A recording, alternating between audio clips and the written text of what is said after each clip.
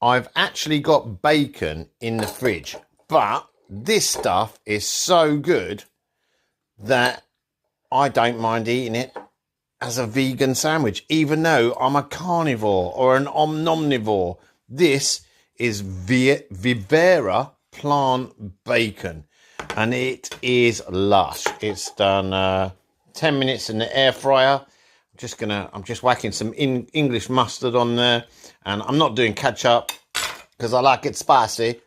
So I'm going with a bit of sriracha. I'm going to get it in my face. Ding! Oh, buzzing. Oh, yeah, look at that. Right, hang on. Need to squeeze a bit harder. Oh. Oh. Oof. Veggie bacon. Mmm.